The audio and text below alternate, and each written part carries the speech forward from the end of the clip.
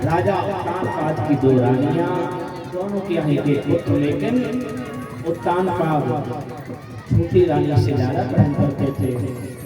छोटी रानी नहीं चाहती थी कि जो हमारी बड़ी सौत है, जिसका नाम सुनीति, उसके पुत्र ध्रुव को युवराज पद मिले। एक एक घटना ध्रुव अपनी माँ की, अपने पिता की गोद में बैठ गए। सुनीति ने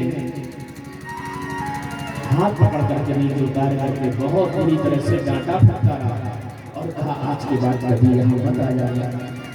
ध्रुव ने कहा, छोटी माँ, मेरा अपराध क्या है, मेरी गलती क्या है? हर पुत्र को अपने पिता की गोद में बैठने का अधिकार है, वही तो मैंने किया। बोले, गलती है तुम्हारी। ध्रुव ने कहा, क्या गलती? गलती ये कि तुमने मेरी कोख से जन्म नहीं लिया, तुमने उस अभागन की कोख से जन्म लिया, इसलिए तुम इस गोद पर, गोद में बैठने के अधिकारी नहीं हो।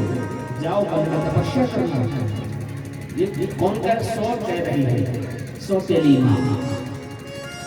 जाओ पढ़ने, तपस्या करना। भगवान जब मिले तो उनसे कहना कि मैं मरने के बाद सुरुचि की कोख से जन्म लो, तुम मेरे पुत्र बनकर के आओ, कभी तुम यहाँ बैठ सकते हो।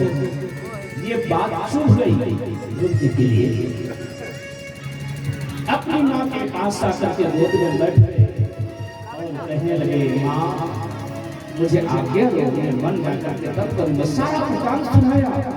जब माँ ने देखा कि पुत्र अब किसी तरह से मानने वाला नहीं है, माँ ने आज्ञा दे दी और ध्रुव महाराज वन की ओर प्रस्थान कर गए। बोलो श्री ध्रुव जी महाराज की जय हो। 5 वर्ष की आयु है। 5 वर्ष में पहले नाम ही नहीं लिखता था, अब तो 3 साल में लिख जाता नाम। आजकल के जितने बच्चे सब डिजिटल है, डिजिटल बच्चे पैदा हुए हैं। 6-7 साल के होते थे, पहले कपड़े पहनते नहीं बनता था। पहले कपड़े कैसे पहनना, मम्मी पापा पहनाते थे कपड़े 6-7 साल के बच्चों को। आजकल के बच्चे तो जन्म लेते ढिसुम करके जन्म लेते, ढिसुम। मैं जरा से बच्चे इतना अच्छा डांस कर रहे हैं, इतना अच्छा गा रहे हैं, इसका मतलब डिजिटल इंडिया के साथ साथ बच्चे भी डिजिटल हैं।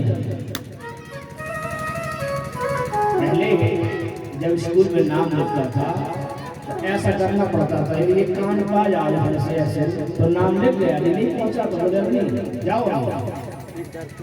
नाम उम्र बढ़ानी पड़ती थी, नहीं 6 साल का हुआ भले इस प्रकार से 5 वर्ष की कोई व्यवस्था नहीं है, लेकिन ध्रुव निकल पड़े। नारद जी मिल गए रास्ते में। नारद ने सोचा छोटा बालक है, नाराज हो गया होगा, गुस्सा हो गया होगा, इसलिए गुस्से में भाग रहा, चलो समझाते हैं। सबसे बालक ने नारद जी को प्रणाम किया, साष्टांग गिर करके प्रणाम किया। नारद जी ने उठाया, गजब हो गया, ये छोटा सा बालक इतना संस्कारी है। देखो बच्चों से पता चल जाता है माता पिता कैसे होंगे, घर का रहन सहन, घर का वातावरण कैसे होगा। बच्चों के रहन सहन से, कपड़ों से, उनके तैयार करनी आदि से पता चल जाएगा कि मम्मी पापा कैसे होंगे। भूत से भर रहे होंगे लड़का वाले, तो मम्मी पापा कौन से अच्छे होंगे? जो लड़कों वालों को तैयार नहीं कर सकते वो खुद क्या तैयार होंगे। जिनके घर का वातावरण अच्छा नहीं है, उनके बच्चों का वातावरण कैसे अच्छा होगा। जिसके घर में अच्छी चर्चा नहीं होगी, बच्चे अच्छी चर्चा कहाँ से करेंगे। इसलिए छोटे बच्चों से घर के पूरे वातावरण का, पूरे रहन सहन का, पूरे व्यवहार का पता चल जाता है। छोटे बच्चों को आधा घंटा उनके पास बैठ जाओ, घर का पूरा पता कर लो।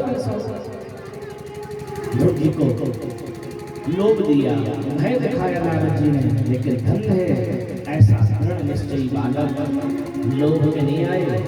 नारद जी ने कहा, चलो बेटा तुम्हारा राजपाट में दिला देते हैं। ध्रुव जी ने कहा, नहीं बाबा जी अब हमें नहीं चाहिए राजपाट, आज कोई होगा कहते चलो तुम्हारा हिस्सा तो दिला जा रहे हैं, कहते इतनी कृपा करो जिंदगी जस जाएंगे। लेकिन ध्रुव जी ने कहा नहीं, भय दिखाया, जानवर मरेंगे, बारिश होगी, ठंड होगी, गर्मी होगी, जंगल में घर नहीं है वहाँ, लेकिन धन्य है ध्रुव जी महाराज भयभीत नहीं हुए, क्योंकि भक्ति मार्ग में ना तो लोभ होना चाहिए, लोभी व्यक्ति कभी भक्ति नहीं कर सकता। जिसके जीवन में लोभ होगा, लोभी आदमी कभी भी भक्त नहीं हो सकता, क्योंकि अपने खाने के लिए बढ़िया माल और भगवान को भोग लगाने के लिए चिरौनी लाना है। अब खुद घर जाए कभी लड़कों वालों बोलेगा चिरौनी लाना, तो किलो भर चिरौनी लाने ले लड़का वालों मां भाई चिरौनी लाना, पता नहीं किसने बनाएंगे चिरौनी लाना, मैंने भगवान को चिरौनी लाना। कभी खा मुझी भर चिरौनी लाना, समझ में आया ऐसी लगे चिरौनी लाना, मैंने भगवान को चिरौनी लाने खुद ला रहे बढ़िया आगरा का पेठा ले आ रहे, रसगुल्ला ला रहे, जलेबी ला रहे, अब भगवान हम पर चिरौनी लाने लगे 2 रुपया की चिरौनी लाने। भगवान के लिए कपड़े भी सस्ते, और तो और भैया जब पूजा में बैठे बच्चों पहले से फुट कर धल ले, बोले फुट कर धल ले पूजा में बैठे फुट कर धल ले,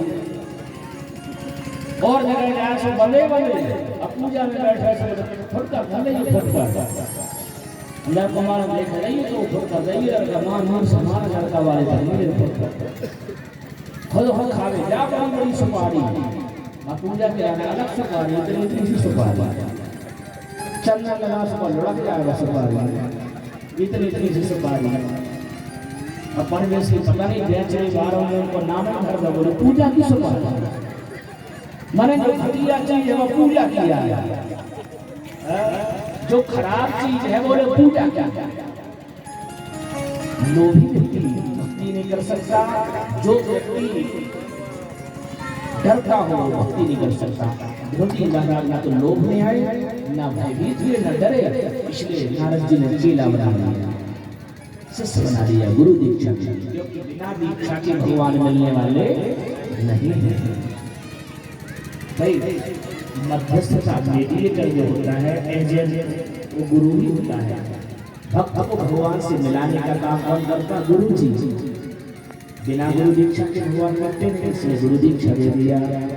ओम नमो भगवते वासुदेवाय, ये द्वादश अक्षर मंत्र दिया और कहा बेटा जाओ मधुबन में जाकर के इस मंत्र का जाप करना और वही उस सांवरे सरकार का ध्यान करना जो नील गगन के समान नील वर्ण है, घुंघराले घुंघराले जिनके बाल हैं, जिनके बाफल के समान रक्त वर्ण ओष्ठ हैं, अनार के दाने की तरह जिनकी दंतमंतियां हैं, ऐसे सांवरे सरकार का ध्यान करना और गुरु मंत्र का जाप करना।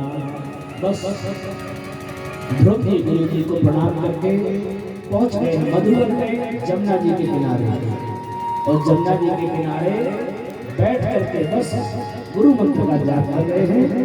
आइए हम सभी लोग ध्रुव जी के साथ साथ हम लोग भी गुरु भगवान की आज्ञा का पालन करते हुए इस भजन को गाए। बड़ा सुंदर भाव है इसका, और ये केवल भजन नहीं है, बड़े सुंदर प्यारे शब्द हैं। जैसे सब्जी बैठ करके कह रहे थे, आँखें बंद